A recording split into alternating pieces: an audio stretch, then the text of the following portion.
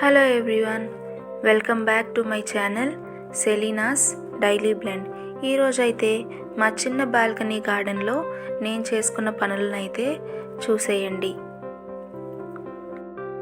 మొక్కలు బాగా పెరిగే టైంలో మేము లేకపోవడం వల్ల, అన్అటెండెడ్గా ఉండడం వల్ల చాలా మొక్కలు కాస్త పురుగు పట్టి కొంచెం గ్రోత్ సరిగ్గా లేదండి.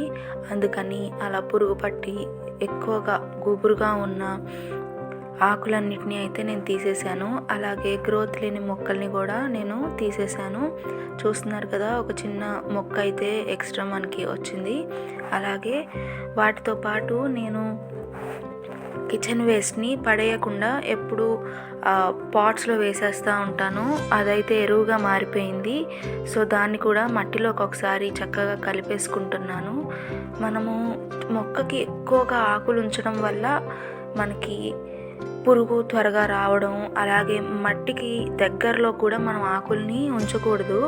సో అలాంటి ఆకుల్ని, ఎండిపోతున్న ఆకుల్ని, వాటన్నిటిని తీసేయడం వల్ల మనం మొక్కకున్న కాస్త ఎనర్జీని సేవ్ చేసినట్లుగా ఉంటుంది.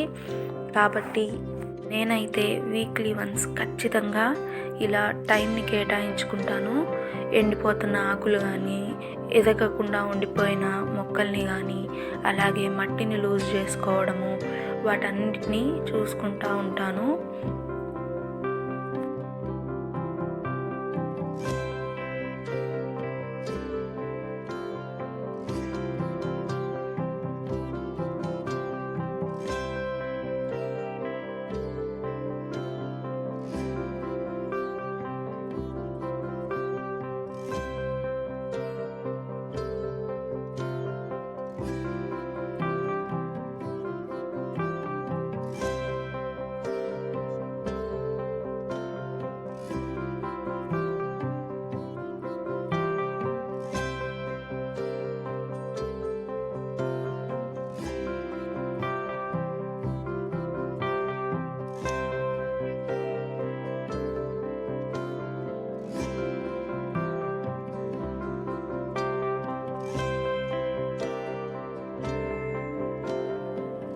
చూస్తున్నారు కదా, చిన్న పురుగు కూడా అయితే ఉంది. దాన్ని కూడా నేను తీసి పడేశాను.